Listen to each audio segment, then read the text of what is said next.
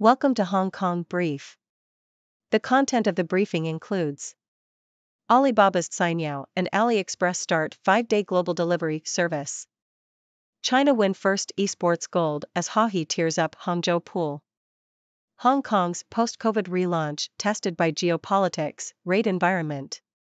Why Japan's stock market comeback is good for Fidelity's Eileen Dib. Senior Nomura banker can move freely in China. He just can't leave. Alibaba's Cainiao and AliExpress start 5-day global delivery service. South China Morning Post.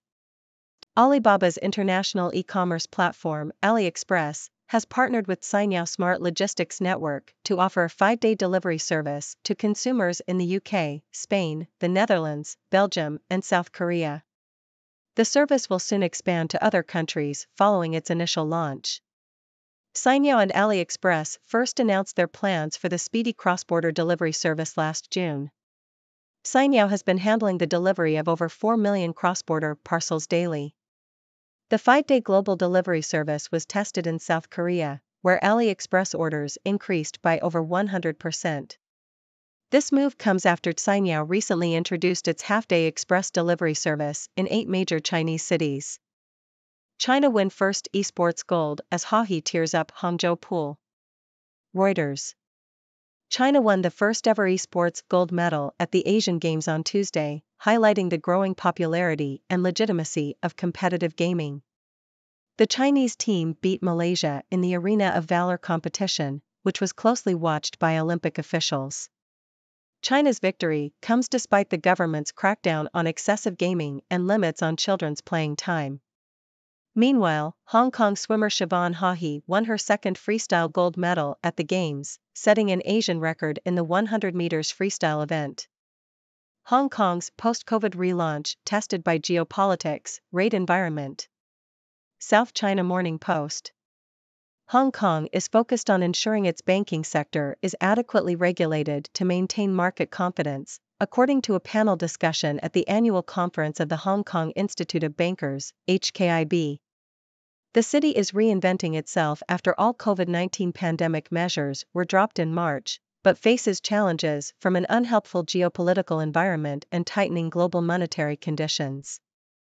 The Hong Kong Monetary Authority will continue to push for swift downgrades and swift provisioning to regulate the banking sector effectively, said Arthur Yuan, Deputy Chief Executive of the HKMA. Why Japan's stock market comeback is good for Fidelity's Eileen Dib. The Globe and Mail. Eileen Dib, fund manager of the Fidelity Asia Star Fund, believes that Japanese stocks are set for a strong rally due to changes in the country's corporate sector. She highlights former Prime Minister Shinzo Abe's monetary, fiscal, and economic growth policies as the driving force behind the positive changes.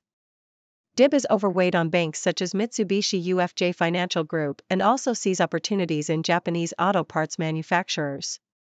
She also likes chipmakers Taiwan Semiconductor Manufacturing and Samsung Electronics due to the overall industry trends and their reasonable valuations. Dib is lightly underweight on China due to the real estate crisis and high unemployment rate among younger people, but she sees potential in Chinese pharmaceutical and healthcare stocks. In India, Dib likes the financial sector, particularly banks and consumer staples. Chinese TV presenter linked to missing foreign minister had surrogate child in U.S. Financial Times. Fu Xiaotian, a high-profile Chinese television presenter, is reported to have had a child last year with the help of a surrogate mother in the U.S. Fu was in a relationship with Qin Gang, who was China's foreign minister until he was suddenly replaced in June. Surrogacy is illegal in China. The authorities are reportedly scrutinizing the relationship between Qin and Fu, but it is unclear how central it was to his removal from office. Asian Games, Coleman Wong says my mind was blank during stunning win over Wu. South China Morning Post. Hong Kong tennis player Coleman Wong Chuk Lam achieved a thrilling victory over local favorite Wu Yibing in the third round of the men's tennis at the Asian Games. Wong saved 5 match points to win 6-4, 3-6, 7-6 in a match that lasted over 2 hours. Despite being ranked 360 places below Wu, Wang was able to keep his cool and make a stunning comeback. He said the win boosted his confidence and showed that Hong Kong tennis has the potential to be successful. Wang and his mixed doubles partner, Yudichong Wang, also won their match against Macau. Nomura banker Charles Wang banned from leaving China, report. South China Morning Post. Charles Wang Zhonghe, chairman of investment banking for China at Nomura International, Hong Kong, Ltd., has been banned from leaving mainland China as part of Beijing's investigation into Bao Fan, the founder and chairman of China Renaissance Holdings. Bao's company is one of China's biggest investment banks, and he is known for brokering mergers for major tech firms. Wang is the latest in a series of prominent business figures to be banned from leaving the country or to have disappeared suddenly amid Beijing's tightened controls on the private sector. Exit bans are a way for Chinese authorities to prevent individuals from leaving the mainland, often without notifying the target of the ban until they try to cross the border. Chinese stocks a reputational risk to U.S., Canadian pension funds amid tensions. South China Morning Post. U.S. and Canadian pension funds are reducing their exposure to Chinese stocks due to geopolitical risks, according to Montreal-based research firm Alpine Macro. Money managers are struggling to convince their boards to invest in Chinese assets, even if they see long-term potential, due to concerns about aligning with a hostile government. The MSCI China Index has fallen 9.5% this year, wiping out $100 billion in market capitalization. The underwhelming market performance, struggling economy, and rising geopolitical tensions have prompted some of the world's biggest pension funds to wind down their China investments. Petrobras taps Chinese banks to finance deepwater oil expansion. Bloomberg. Brazilian state-controlled oil company, Petrobras, is seeking financing from Chinese banks for its deepwater oil expansion projects. Petrobras recently met with Chinese financial institutions to secure loans for itself as well as its equipment and services suppliers. The company is looking to ensure affordable capital is available for deepwater oil projects in Brazil's South Atlantic. China is Petrobras's largest trading partner and buys nearly a third of its exports. Retailers say foot traffic up as Night Vibes Hong Kong campaign gathers pace. South China Morning Post.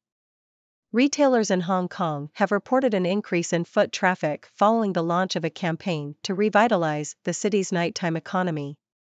The K11 Group said footfall at its shopping center K11 Musea was up 30% on the previous weekend due to the launch of a night market along the promenade, which will be held on Fridays and Saturdays until October 14. The event is part of the government's Night Vibes Hong Kong campaign aimed at boosting the nighttime economy. Retailers hope it will become a long-term event. Crisis at Evergrande deepens as it misses another bond payment. CNN. Evergrande Group has missed another bond payment, raising concerns about the future of the property developer at the heart of China's housing market crisis.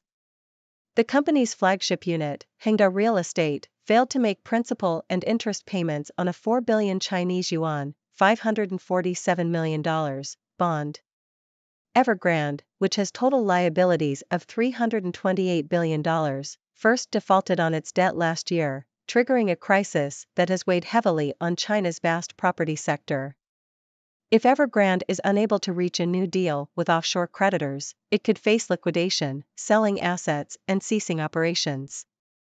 Thai supermarket chain Big C expands into Hong Kong. Nikkei Asia. Thai supermarket chain Big C Supercenter has expanded into Hong Kong as part of its plan to enter mainland China. The retailer, which has over 2,000 outlets across Southeast Asia, purchased Hong Kong grocer Abu Thai Group in August, rebranding the stores as Big C. The company plans to invest more than 200 million Hong Kong dollars, $25.6 million, over the next 3 years in its Hong Kong operations, aiming to have 99 stores in the territory by 2026 and achieve 1 billion Hong Kong dollars in sales per year by that time. Big C is also considering a listing on the Hong Kong Stock Exchange. Some China Evergrande creditors plan to join wind-up petition if no new debt plan by October 30, sources. The Globe and Mail. Offshore creditors of China Evergrande Group are considering joining a winding-up court petition against the developer if it fails to submit a new debt restructuring plan by next month. Evergrande's offshore debt restructuring plan has been thrown into uncertainty after the developer said it was unable to issue new debt due to an ongoing regulatory investigation into its main unit in China. Evergrande stock has fallen significantly following the announcement, and the developments are raising concerns among investors of a systemic spillover into China's banking system. Want to learn what's in your hardware? CISA has an idea for that. Washington Post. The U.S. Cybersecurity and Infrastructure Security Agency, CISA, has released a voluntary hardware bill of materials, HBOM, for managing supply chain risks. The HBOM is intended to enhance transparency and traceability, enabling stakeholders to identify and address potential risks within the supply chain. The framework addresses core basics on topics such as a methodology for standardizing the naming of component attributes and a format for identifying and providing information about different types of components. The HBOM can be used to check for vulnerabilities and compliance with regulations. Hardware vulnerabilities have become a greater concern following the revelation in 2018 of widespread flaws in processors that allowed attackers to steal data. The CISA has also been working on a software bill of materials, SBOM, framework, with more mixed results. A proposal for Defense Department contractors to provide the Pentagon with an SBOM was derailed by industry opposition last year. Well, my dear viewers. It's your favorite observer from the 6 Degrees World, Dr. Six, bringing you the latest news and stories from around the globe. We have quite an interesting mix of stories today, ranging from speedy cross-border deliveries to the rise of esports and everything in between. So let's dive right in, shall we? First up, we have Alibaba's Cainiao and AliExpress teaming up to offer a 5-day global delivery service in several countries. I have to say, that's impressive. It's like ordering a pizza and having it arrive at your doorstep before you even finish choosing your toppings. But hey, I guess that's just the world we live in now, where everything is fast-paced and instantaneous. I wonder if they'll start delivering teleportation devices next. Imagine the possibilities. Speaking of fast-paced, China has won its first ever esports gold medal at the Asian Games. Now, I know what you're thinking, Dr. Six, esports? Is that even a real sport? Well, my skeptical friends, let me tell you, esports is taking the world by storm. It's like watching athletes compete in a virtual world, except instead of running, they're clicking buttons. And let me tell you, those button clickers are just as dedicated and skilled as any other athlete out there. So, let's give credit where credit is due and acknowledge the rise of competitive gaming. Now, let's talk about Hong Kong's post-COVID relaunch. The city is facing some challenges from an unhelpful geopolitical environment and tightening global monetary conditions. But fear not, my fellow observers, Hong Kong is determined to maintain market confidence and ensure its banking sector is adequately regulated. They're even pushing for swift downgrades and swift provisioning. I must say, that sounds like a fancy way of saying they're going to crack down on any funny business. So, keep an eye on Hong Kong, my friends, because they mean business. Moving on, we have Fidelity's Eileen Dibb, who believes that Japanese stocks are set for a strong rally. She attributes this to changes in the country's corporate sector, thanks to former Prime Minister Shinzo Abe's policies. Now, I don't know about you, but when someone says strong rally, I imagine a bunch of businessmen running around with pom-poms, cheering on the stock market. It's a delightful image, isn't it? But jokes aside, it's always interesting to see how different policies can have a significant impact on the financial world.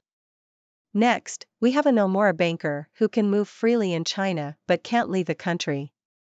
Now, that's what I call a predicament. I mean, imagine being stuck in one place while the rest of the world is your oyster. It's like having a golden ticket to Willy Wonka's factory but being trapped at the entrance. I wonder if he's spending his days exploring every nook and cranny of China or just binge-watching Netflix. Either way, it's certainly an interesting situation. And now, for a bit of gossip. A Chinese TV presenter linked to a missing foreign minister had a surrogate child in the US. Talk about scandalous. It's like a plot straight out of a soap opera.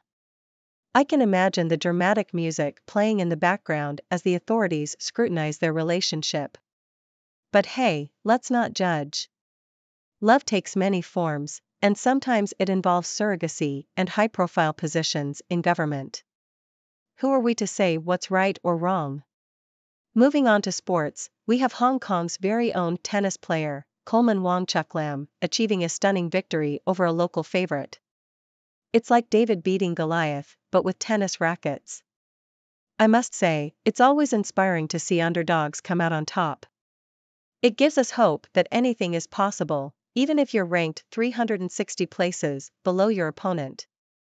So, let's give a round of applause to Coleman Wong for reminding us that dreams do come true. Last but not least, we have some news about China Evergrande, the property developer at the heart of China's housing market crisis. They've missed yet another bond payment, raising concerns about their future. It's like a never-ending soap opera with twists and turns at every corner. Will they make it out alive, or will they meet their demise? Only time will tell, my friends, but one thing's for sure, it's not looking good for Evergrande. And there you have it, my dear viewers, a roundup of the latest news and stories from around the world. From speedy deliveries to esports gold medals, there's never a dull moment in our ever-changing world. Now, I turn it over to you. What are your thoughts on these stories? Do you have any burning questions or insightful comments? I'm all ears, so let's hear it. Thank you for tuning in. The content above showcases the latest briefing reports and analytical synopses, thoughtfully curated by the 6Do team. These insights stem from a wide array of reputable media outlets, think tanks, government sources, and specialized experts worldwide. We encourage you to explore these sources for a comprehensive perspective. Keep in mind that while the content may not always align with the official standpoint of 6Do Brief, it's not meant to be taken as absolute directives for decision-making. Comprising seasoned media professionals, learned scholars, and accomplished scientists, the 6Do team embodies a trailblazing, fully independent media entity. To customize 6Do Brief to meet your professional needs, you have the option to subscribe to a diverse array of briefings on our website, 6dobrief.com. Regardless of your location, you can conveniently receive 6Do Brief via email.